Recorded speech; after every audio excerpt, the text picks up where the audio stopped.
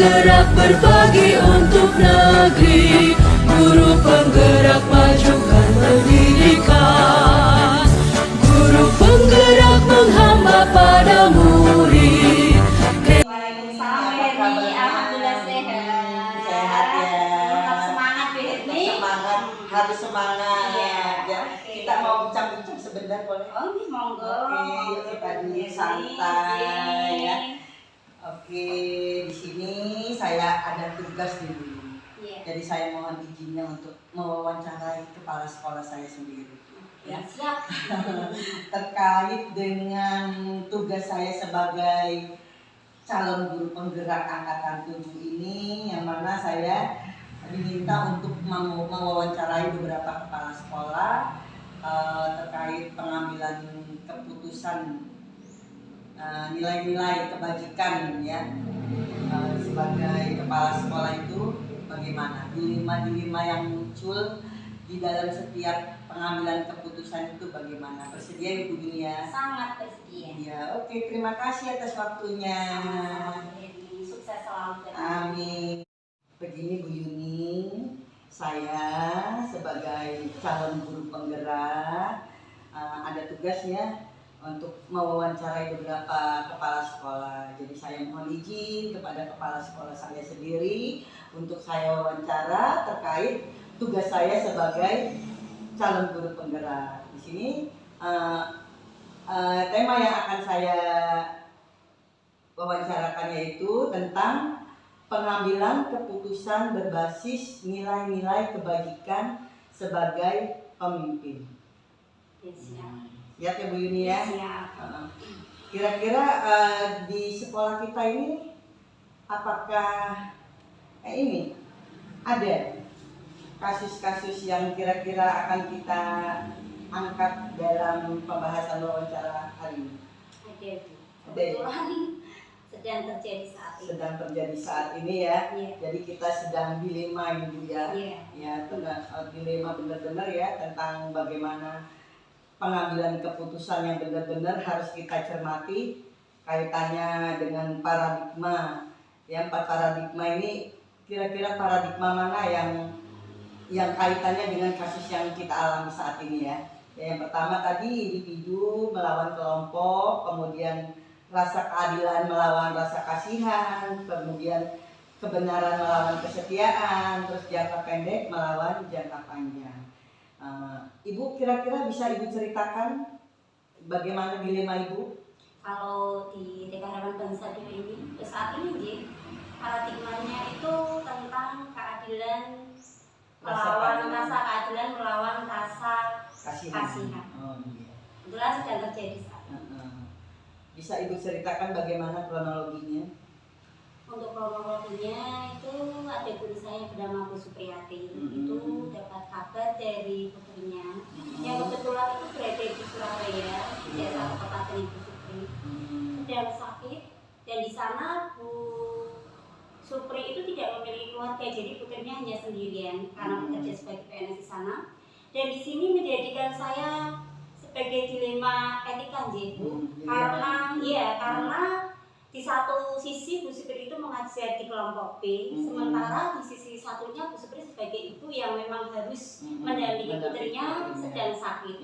Untuk itu saya bersama dengan rekan-rekan sejawat kita berdiskusi bersama untuk mendapatkan hasil keputusan dengan cara Bu Supri tetap bisa mendampingi putrinya, sementara teman-teman yang ada di sekolahan bekerja sama untuk mengisi kelas Bu Supri.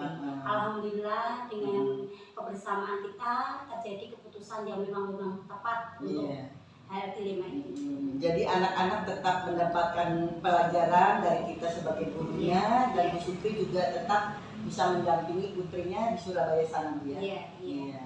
Ya, memang semua keputusan itu kalau kita musyawarahkan bersama, insya Allah mendapatkan mufakat yang benar-benar bisa dirasakan bersama ya Bu ya. Iya.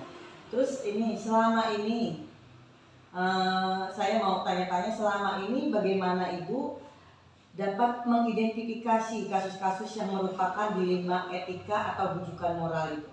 Kalau di TKHB yang saya lakukan itu kita apa itu namanya, mengidentifikasi permasalahannya ada terlebih dahulu. Kemudian kita mempelajarinya untuk mencari kesimpulan. Dari hasil kesimpulan kita jadikan sebagai bahan untuk kita mengambil keputusan. Kalau dari saya seperti itu. Jadi nggak spontan langsung diputusin Iya, gitu ya Bu iya. ya. Tetap kita istilahnya diskusi musyawarah bersama ya. Soalnya ini kaitannya dengan lembaga ya Bu ya. Iya, iya benar. Terus selama ini bagaimana Ibu menjalankan pengambilan keputusan di sekolah ini, terutama untuk kasus-kasus dua kepentingan yang sama benar atau sama-sama mengandung nilai kebajikan seperti kasus Bu Supri ini toh. Kan Bu Supri ini kan dua kepentingan. Yang pertama kepentingan individunya sebagai orang tua, yang di sisi lain dia sebagai Bu Supri ini sebagai guru di TK Harapan Bangsa 2 ini. Itu bagaimana Bu? Tetap kita melakukan koordinasi. Kita melakukan koordinasi dengan pihak-pihak yang terkait. Kita untuk sementara ini kita berdiskusi dengan guru. Terus kita juga bisa mengundang yayasan, juga komite sekolahan kalau memang itu dibutuhkan. Kalau memang diskusi itu memang harus permasalahannya harus dipecahkan, memang dengan orang-orang yang berkompeten harus hadir, kita hadirkan. Tapi alhamdulillah di keputusannya kemarin Supri kita cukup dengan guru musyawarah, akhirnya kita mendapatkan kesepakatan yang tepat dan dapat solusi seperti itu. Jadi sama-sama tidak dirugikan ya. Iya, anak bisa belajar, Supri juga bisa menemani putrinya. Terus langkah-langkah atau prosedur seperti apa yang biasa Ibu lakukan selama ini dalam mengambil keputusan? Pertama saya itu mengidentifikasi permasalahan yang ada Nji. Kalau setelah itu saya juga mengumpulkan bukti-bukti, informasi yang relevan. Terus kita mempertimbangkan dari bukti-bukti itu supaya dalam mengambil keputusan ini sesuai dan tepat keputusannya Nji. Sesuai dengan tepat sesuai sasarannya ya. Iya. Lalu hal-hal apa ya Bu yang selama ini Ibu anggap efektif dalam pengambilan keputusan pada kasus-kasus dilema etika ini? Yaitu hal-hal yang efektif tuh kita mengadakan itu koordinasi bersama itu langkah-langkahnya nih. Kita itu menggunakan rasa keadilan tergantung itu tadi apa permasalahannya. Terus kalau seperti kayak Bu Supri itu kan rasa keadilan melawan rasa kasihan. Yang kemarin itu ternyata yang saya tangkap seperti itu. Yang baru terjadi di sini betul-betul ya, dan nyata yang kita alami ya. Jadi kita bisa bisa bercerita kita ya seperti ini ya. Kejadiannya pas bener ya. Terus kira-kira hal-hal apa aja Bu yang selama ini mungkin di kasus-kasus lain yang merupakan tantangan dalam pengambilan keputusan pada kasus-kasus dilema etika ini? Sebenarnya ada juga sih. Sejauh ini tantangan yang saya rasakan, saya itu kepala sekolah di TK Harapan Bangsa 2 yang memiliki usia, maksudnya itu di bawah dari rekan-rekan, ada beberapa rekan-rekan kerja di atas saya. Kadang tuh ada rasa canggung di saat saya memberikan supervisi, bimbingan, ataupun saya memberikan pembinaan. Karena mungkin kadang kita tidak sepaham Ji.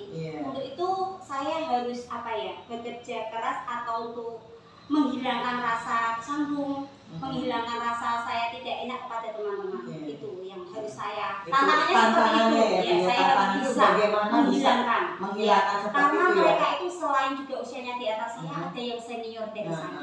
Jadi saya tuh merasa tidak enak, merasa canggung seperti itu. Tapi tantangannya harus bisa. Saya tetap harus bisa mengambil keputusannya, tetap harus adil dan bijaksana. Iya, seperti itu. Iya betul. Itu memang harus dilakukan sebagai seorang pemimpin ya Bu ya. Terus apakah Ibu memiliki sebuah tata cara atau jadwal tertentu dalam sebuah penyelesaian ya, seperti penyelesaian kasus kemarin ini ya, kasus dilema etika ini, apakah Ibu langsung menyelesaikan di tempat atau memiliki sebuah jadwal untuk menyelesaikannya ya, bentuk atau prosedur seperti apa yang Ibu jalankan? Kalau dari kasus kemarin itu kita tidak punya jadwal nih, karena itu juga spontan mendadak, kita menyelesaikan permasalahannya di situ bersama bersama teman-teman. Tapi andaikan suatu saat saya mendapatkan permasalahan yang baru, mungkin kalau harus melewati prosedur dan mungkin sampai ke prosedur itu kita harus mendatangkan orang yang benar-benar berkompeten dalam hal itu, saya akan melaksanakan dan mendatangkan supaya keputusannya itu memang benar-benar dengan tepat akan terlaksana. Iya. Berarti tergantung kebutuhannya ya. Iya, Karena iya. kalau kemarin kan spontan ditelepon anak sakit iya. ya, mau nggak mau kan orang tua harus Iya. berangkat ke Surabaya Iya. ya. Sedangkan beliau Bu Supri ini punya tanggung jawabnya di sekolah. Jadi Iya. kan memang keputusan itu harus cepat diambil ya, karena memang kaitannya dengan murid-murid yang ada di lembaga kita ya Bu ya. Itulah yang menyebabkan dilema etika. Dilema kita sebagai teman, sebagai kepala sekolah terutama. Iya. Ya. Terus adakah seseorang atau faktor-faktor apa yang selama ini mempermudah atau membantu Anda, membantu Ibu dalam pengambilan keputusan dalam kasus-kasus dilema etika ini? Ada banyak sekali, terutama rekan sejawat, rekan Iya. kerja itu dengan kita melakukan diskusi bersama, memecahkan permasalahan, dengan mengungkapkan pendapatnya. Jadi alhamdulillah kita ada kemudahan di situ untuk mencapai suatu keputusan. Iya. Jadi tetap kaitannya kita tetap berkolaborasi dengan teman sejawat, bagaimana cara istilahnya kita bermusyawarah untuk mendapatkan keputusan yang tepat ya Bu ya. Tetap dilibatkan. Dilibatkan. Kalaupun itu nanti permasalahannya belum bisa terpecahkan, kita bisa menghadirkan seseorang yang benar-benar berkompeten. Tapi selama masih bisa kita selesaikan. Terus dari semua hal yang telah disampaikan oleh Ibu ini ya, kira-kira pembelajaran apa yang dapat Ibu petik dari pengalaman Ibu mengambil keputusan dilema etika ini? Seperti yang kemarin terjadi, benar-benar terjadi. Ya. Dari pengalaman itu, saya menganggap bahwa di setiap permasalahan yang ada, kalau kita berkoordinasi, kita berdiskusi bersama dengan teman sejawat dan sampai mufakat, apapun permasalahan entah itu besar atau kecil, insya Allah akan terselesaikan mendapatkan solusi yang tepat. Itu menurut saya. Iya, memang semua itu sebagai pemimpin memang ini sebaiknya kan kita koordinasi dengan teman sejawat, soalnya kan kaitannya dengan lembaga kita dengan murid-murid kita. Jadi kalau kita ambil keputusan sendiri malahan nanti membingungkan kepala sekolah sendiri, yang menjadi beban kepala sekolah sendiri. Benar, karena tanpa guru dan teman sejawat apalagi sebagai pemimpin, makanya kita harus berkolaborasi, bergandeng tangan ya Bu ya. Betul. Oke Ibu, terima kasih atas wawancara kita pada siang hari ini ya. Semoga yang dilema-dilema yang muncul pada lembaga kita ini selalu dapat teratasi dengan baik ya. Kita terutama saya juga teman-teman sebagai anggota, sebagai rekan sejawat ya, insya Allah tetap membantu istilahnya bagaimanapun keadaan kepala sekolah meminta istilahnya mengajak bermusyawarah, insya Allah kita juga akan siap untuk bermusyawarah ya Bu ya. Iya, oke. Terima kasih atas waktunya. Saya pamit, masih ada yang mesti saya kerjakan lagi. Terima kasih. Sama-sama Bu Erni, saya ucapkan sukses selalu buat kejadiannya. Semoga kasih. dimudahkan dilancarkan. Amin. Alhamdulillah ya Bu ya. Assalamualaikum. Waalaikumsalam. Saya pamit ya.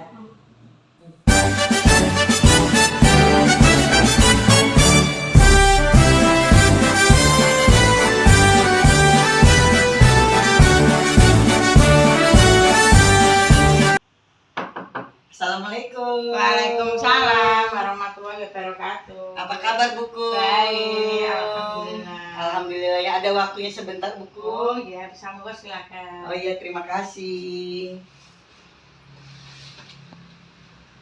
Duduk ya Buku saya ya, langsung ya. Oh sudah dipersilakan. Begini Buku, maksud dan tujuan saya datang ke sini ini terkait saya ada tugas sebagai calon guru penggerak angkatan 7 yang mana saya bertugas untuk mewawancarai 2-3 kepala sekolah. Hukumnya maaf mengganggu waktunya sebentar ya. Di sini saya mohon izin untuk mewawancarai hukum ya terkait tugas saya sebagai calon guru penggerak, yang mana saya bertugas untuk mewawancarai 2 sampai 3 kepala sekolah. Di sini saya langsung aja pertanyaannya, yaitu selama ini bagaimana Ibu dapat mengidentifikasi kasus-kasus yang merupakan dilema etika atau rujukan moral? Pertama, kita itu membuat suatu peraturan yang mana disepakati oleh penyelenggara ya. komite, dan seperti itu. Sehingga nanti kalau ada kasus seperti itu, kita juga bisa melihat apa yang sudah disepakati sebelumnya. Iya. Contoh dilema etika yang pernah ada di sekolah sini bagaimana? Ya, seandainya seperti ini, ada ketentuan kan kita pulang jam 1 saja seperti itu. Itu ada salah satu guru yang izin sebelum jam 1 sudah pulang dengan alasan ya mungkin anaknya sakit, kadang ya sudah mau mengurus apa seperti itu. Kalau dari 1, 2, 3 mungkin 3 kali itu ya dimaklumi seperti itu. Akan tetapi kalau sudah lebih dari 3 kali kita harus melihat bagaimana Kembali ke peraturan awal ya. Kembali ke peraturan dan nantinya juga kita harus mengkaji ada apa sih dan apa memang betul seperti itu kan harus ada bukti yang kuat ya. Iya. Jadi emang kalau misalnya guru itu memang benar-benar kepentingannya benar-benar mungkin nggak apa-apa, tetapi kalau misalkan hanya mengada-ngada itu perlu untuk melihat peraturan yang tadinya disepakati. Iya, perlu dikoreksi lagi gitu ya Bu ya. Iya. Terus selama ini bagaimana Ibu menjalankan pengambilan keputusan di sekolah Ibu, terutama untuk kasus-kasus 2 kepentingan yang sama-sama benar atau sama-sama mengandung nilai kebajikan? Seperti itu. Pertama, kita harus melihat itu memang dari 2 kebenaran itu kan juga ada yang mana yang harus diprioritaskan, diutamakan. Nah seperti itu kita cari yang mana dan nanti kita istilahnya dengan keputusan dengan melihat apa yang sudah ada di dalam peraturan seperti itu. Berarti yang lebih diprioritaskan Bu ya? Iya, diprioritaskan. Meskipun kedua-duanya itu benar, tapi kan juga ada yang harus diprioritaskan dari 2 kebenaran.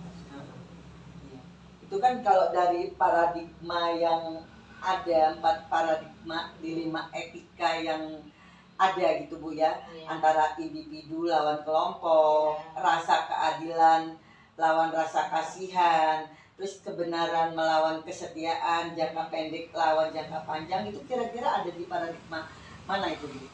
Kalau istilahnya memprioritaskan atau yang melihat yang sudah ada dengan kasus-kasus etika, itu kira-kira apakah kebenaran lawan kesetiaan atau rasa keadilan lawan rasa kasihan, individu lawan kelompok, atau jangka pendek lawan jangka panjang?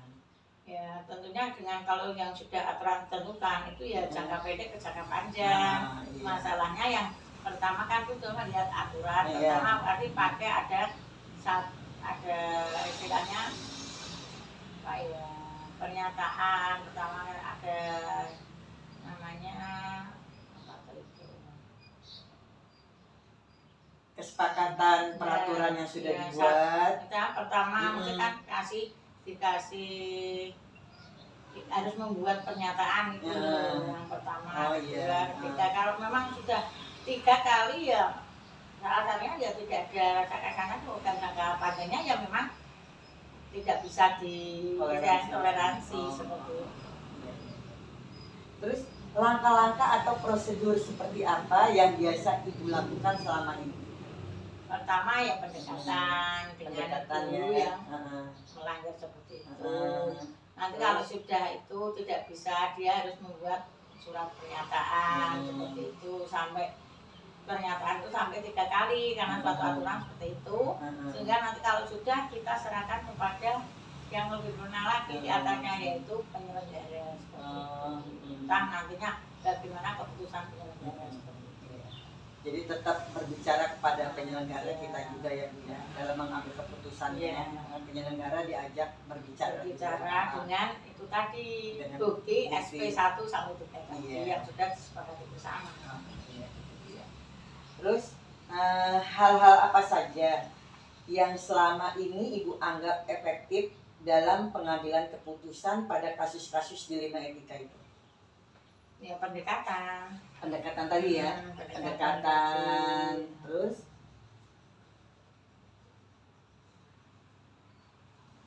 yang efektif itu melalui pendekatan kepada guru tersebut ya. Terus mungkin mengulas kembali tentang Ya, peraturan-peraturannya yang peraturan. sudah ada Kita, tuh, mengingatkan kembali gitu. Di dalam kita pendekatan itu juga kita juga mengingat dengan peraturan itu, sehingga mengingatkan kembali mungkin ada salah satu guru yang lupa dengan peraturan yang sudah disepakati. Iya betul Bu ya. Jadi mengingatkan kembali, oh ternyata kita itu ada peraturan yang harus kita patuhi gitu Bu ya. Jadi mengingatkan kepada si guru tersebut ya. Oke. Terus kira-kira hal-hal apa saja yang selama ini merupakan tantangan dalam pengambilan keputusan pada kasus dilema etika tersebut? Apakah ada tantangannya gitu? Ya tantangannya karena kita kan sudah istilahnya sudah sama-sama mengabdi lama, sudah menjadi teman, kadang seperti sahabat, seperti itu kan namanya manusia ada rasa kasihan lah di dalam hati, seperti itu tantangannya. Tetapi kalau kita itu tidak mengingat peraturan yang sudah kita buat, tentunya nanti juga tidak akan berjalan dengan lancar kan. Berarti di sini ada paradigma rasa keadilan lawan rasa kasihannya Bu ya. Keadilannya ya karena hasilnya peraturan, tapi kasihannya karena sudah mengajar lama ya. Iya. Nah, terus apakah Ibu memiliki sebuah tata kala atau jadwal tertentu dalam sebuah penyelesaian kasus di sini Bu ya, di dilema etika? Apakah Ibu langsung menyelesaikan di tempat ketika ada kejadian itu, atau memiliki sebuah jadwal untuk menyelesaikannya?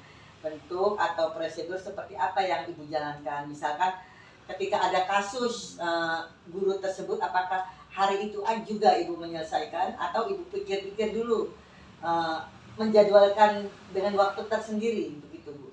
Paling ya selang 1 hari lah. Untuk sekarang ini kan ya karena dia mungkin sekarang melanggarnya sekarang seperti itu, besok pagi kita panggil untuk pendekatan kita. Menyelesaikannya ya Bu ya. Soalnya kalau tidak seperti itu kan nanti juga berantem panjang. Iya. Persoalannya kan seperti itu, nanti malah nggak selesai. Soalnya yang etika guru itu pun juga nanti malah ke etika anak didik kan. Iya betul. Jadi harus cepat terselesaikan ya. Iya betul itu Bu, bagus sekali Bu ya. Memang kalau misalkan ada permasalahan itu memang seharusnya cepat-cepat diselesaikan karena berkaitannya nanti ke peserta didik kita Bu ya. Iya betul. Oke. Terus adakah seseorang atau faktor-faktor apa yang selama ini mempermudah atau membantu Ibu dalam pengambilan keputusan dalam kasus-kasus dilema etika ini? Maksudnya atau ada orang-orang terkait dalam Ibu mengambil keputusan, apakah ada karena di sini juga dibicarakan? tidak terlalu banyak suatu permasalahan dengan etika ya, karena suatu saat memang kadang-kadang lupa terus diingatkan dengan suatu peraturan seperti tadi ya enggak istilahnya sampai izin itu ya enggak sampai terjadi pakai SP berapa kali dia enggak sampai seperti itu, di pendekatan saja sudah selesai lah seperti itu. Istilahnya guru sadar dengan kewajibannya ya, jadi istilahnya nggak terjadi. Cuma seandainya terjadi seperti itu ya. Terjadi ya itu tadi SP1, SP2 sama SP3 seandainya terus langsung kita serahkan kepada yang lebih berwenang lagi yaitu penyelenggaranya. Iya ya, oke. Nah, terus Bu yang terakhir, dari semua hal yang telah Ibu sampaikan, pembelajaran apa yang dapat Ibu petik dari pengalaman Ibu mengambil keputusan dilema etika ini? Dengan suatu peraturan yang sudah dibuat nanti ada seperti sanksi seperti itu ya. Alhamdulillah untuk guru di sini ya tidak pernah melakukan seperti itu lah hanya baru dulu pernah tuh ini itu 1 kali. Iya, itu dapat terselesaikan toh Bu. Ya selesai satu itu aja. Pendekatan udah selesai. Dengan pendekatan ya waktu itu ya bisa ya. Itu kejadiannya kalau boleh saya tahu apa itu? Ini waktu itu jalan piket gitu dong. Kan memang piket itu waktu liburan kan dibagi. Iya. Cuma Bu Tini itu malah dia pergi gitu, tidak ke sekolahan. Dan waktu itu ya alhamdulillah saya waktu meskipun saya itu cuti istilahnya, saya itu ke sekolahan kan. Coba tak ke sekolahan. Ada ndak ya yang tak kasih jadwal piket berangkat panjang gitu. Ternyata ya berangkat, dia malah dia pergi gitu. Kepada kan sudah kita bagi, kalau pergi kan harusnya tidak pada waktu Tiket. Waktu itu tindakan Ibu bagaimana? Nah itu pendekatan. Pendekatan ya. Pendekatan keadilan lawan rasa kasihan ya. Keadilannya kan karena peraturan. Terus kasihannya karena beliau guru di sini sudah lama. Ya. Tapi dapat terselesaikan dengan baik. Kan itu sudah melangkah langkah pertama dalam peraturan kan. Iya. Pendekatan ya tidak langkah-langkah selanjutnya. Ya mungkin waktu itu ada keperluan yang nggak bisa ditinggalkan mungkin ya. Ya mungkin memang kadang-kadang orang itu kalau tidak diingatkan kadang juga kan saya lupa seperti itu. Ternyata mungkin kira saya libur juga ngecek kan mungkin saya namakan itu waktu itu sama Bu Nur kan tugasnya. Iya. Ya waktu itu mau diluburkan mau beli sapi. Tapi dapat terselesaikan dengan baik ya alhamdulillah Bu ya. Oke Bu Kum, terima kasih atas waktunya.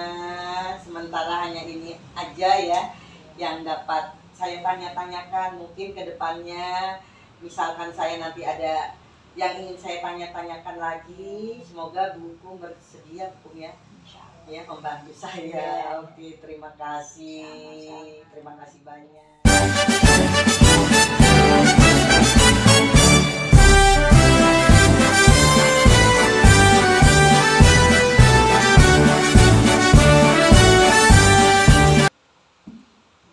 Gimana ini Bu Rina kabarnya? Alhamdulillah baik Bu. Alhamdulillah ya Jadi sehat. sehat ya? Alhamdulillah sehat. Ini loh Bu Rina, maksud dan tujuan saya datang ke sini ini, saya mohon izin untuk mewawancarai Bu Rina selaku kepala sekolah di TK Siti Khotimah ini. Apakah Bu Rina bersedia? Insya Allah bersedia. Terima kasih ya Bu Rina sebelumnya. Ini kebenaran saya ini ada tugas CGP tentang pengambilan keputusan berbasis nilai-nilai kebajikan sebagai pemimpin. Di sini kan peran Bu Rina di sekolah ini sebagai pemimpin di sekolah. Ya, betul? Iya. Jadi ada beberapa yang ingin saya tanyakan kepada Bu Rina ya Bu Rina ya. Di antaranya selama ini bagaimana Bu Rina dapat mengidentifikasi kasus-kasus yang merupakan dilema etika atau rujukan moral yang terjadi di sekolah ini?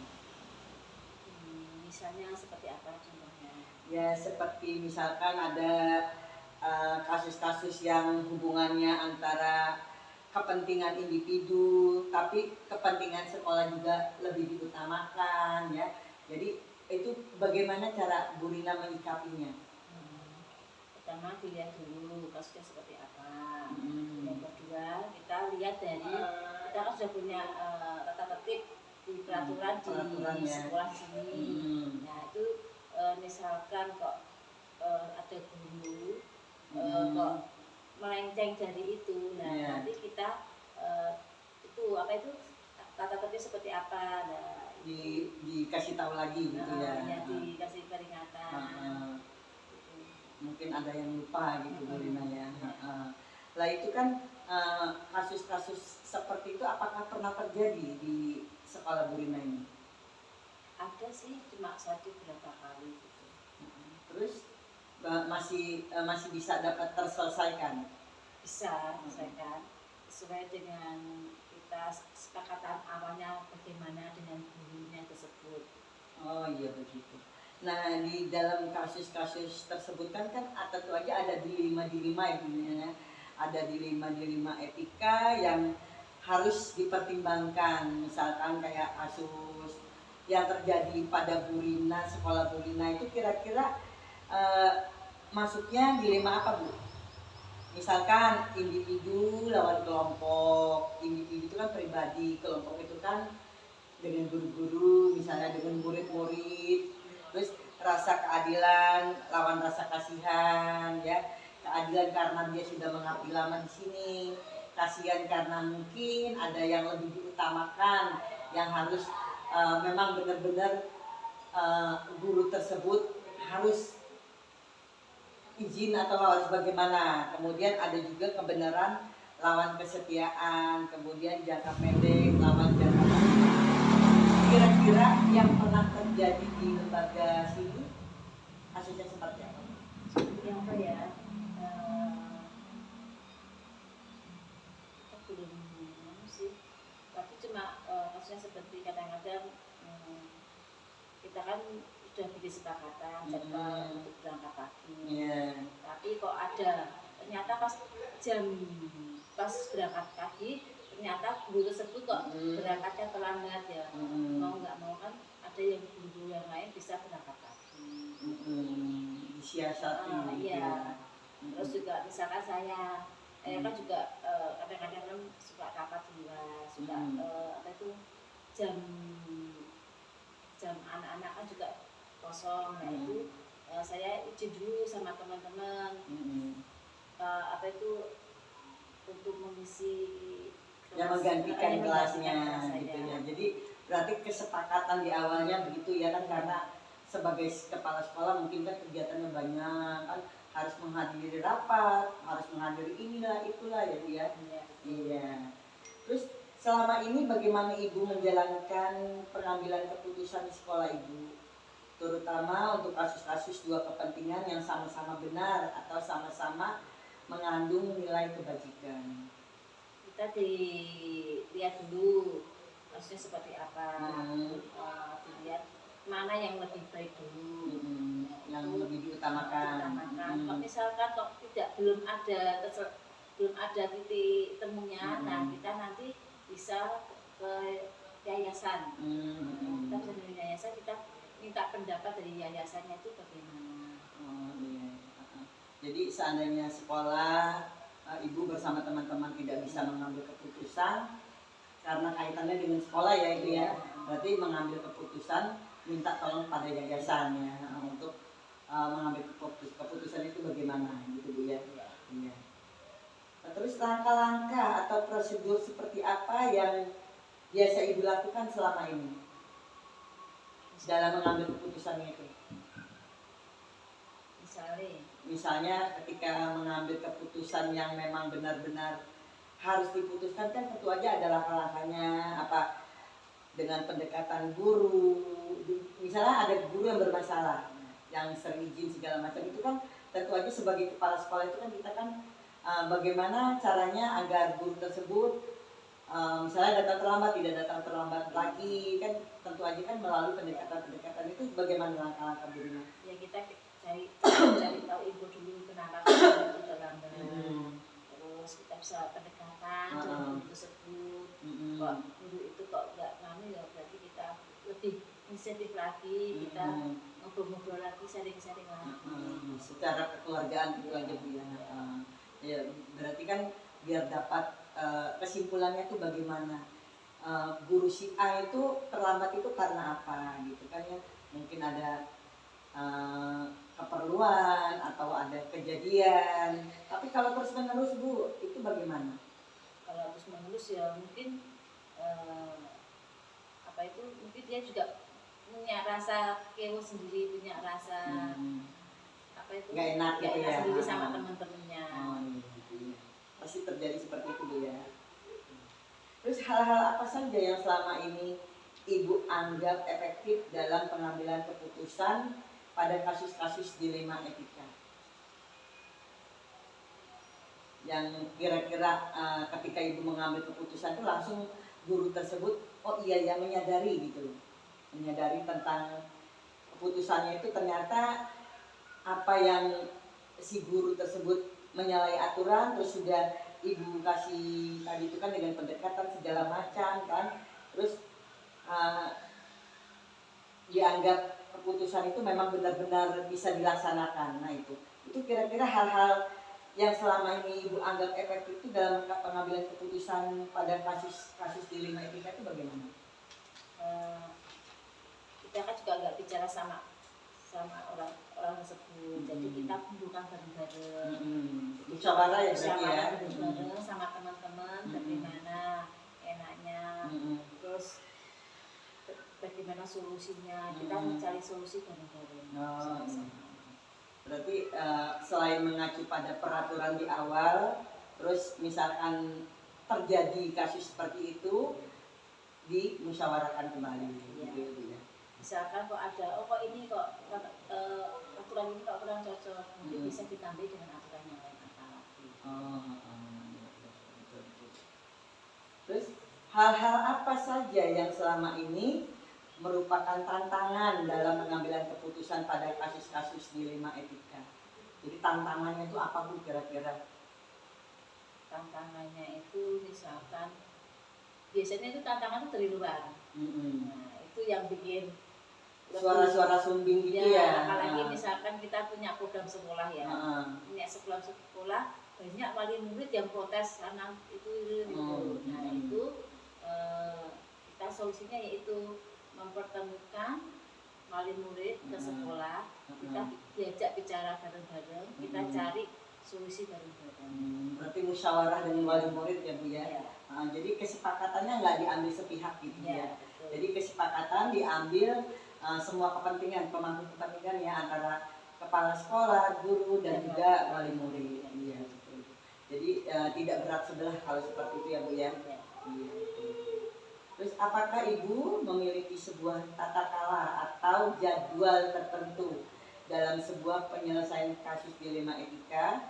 Apakah Ibu langsung menyelesaikan di tempat atau memiliki sebuah jadwal untuk menyelesaikan dalam bentuk prosedur seperti apa yang Ibu jalankan? Kita tidak usah lama-lama. Jadi kalau ada masalah dan kita selesaikan bersama-sama.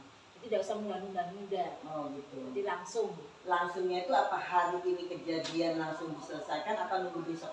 Ya, nunggu besok. Ini nunggu kan besok ya. Kita kan cari informasi dulu. Misalkan hari ini kejadian sekarang, kita kumpul informasi dulu. Nah, kalau sudah cari informasi, kita cari tahu, dan nanti kita selesaikan bareng-bareng.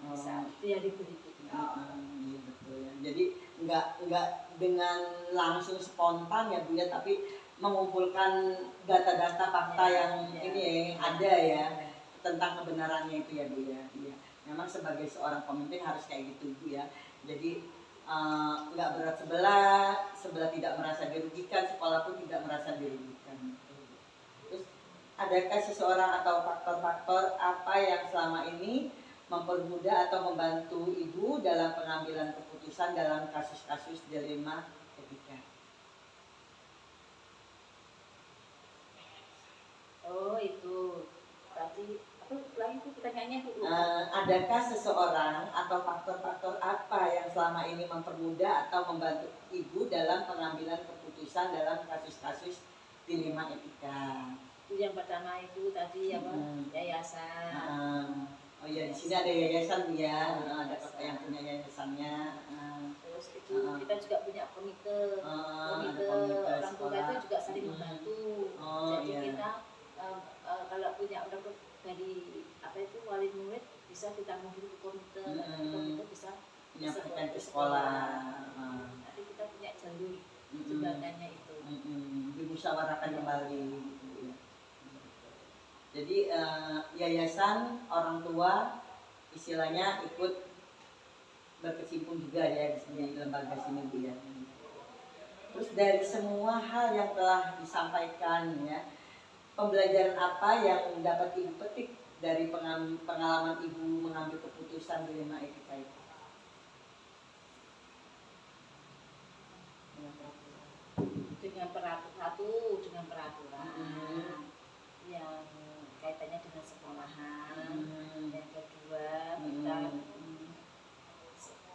bisa bicarakan bersama-sama dengan musyawarah bersama-sama. Ya, terus yang ketiga kita ya sepakati hasil musyawarah seperti apa ya, mau nggak mau harus ditaati bersama-sama. Disepakati ya. Jadi hasil keputusan musyawarah yang sudah diambil bersama berarti kan keputusan bersama Bu ya. Berarti kan kalau keputusan bersama ya mau nggak mau ya harus disepakati ya. Mengacu pada peraturan di awal juga gitu ya Bu ya. Iya. Oke. Bu Rina, saya rasa hanya itu saja yang dapat saya tanya-tanya ya Bu ya.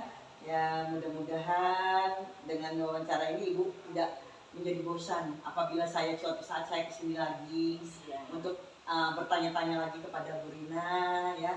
Gak apa-apa tuh Bu Rina? Ya. Terima kasih atas waktunya ya. Terus saya juga di sini ya karena tugas-tugas saya juga memang beruntun ya Bu ya. Jadi misalkan suatu saat Bu Rina saya ada keperluan terkait dengan tugas saya sebagai CGP, Ibu bersedia lagi Bu ya saya wawancara? Atau saya coaching, nanti ada tugas saya sebagai coaching juga ya. Bisa ya Bu ya, kita latihan bersama. Oke. Terima kasih Bu Rina. Semoga tetap apa itu lulus nanti di CGP ke-7. Oke, semangat. Terima kasih atas supportnya.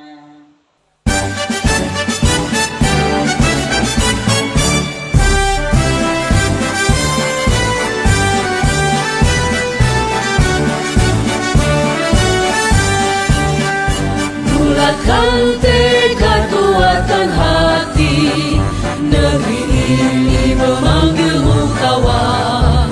Belajar bergerak berbagi untuk negeri, guru penggerak majukan pendidikan.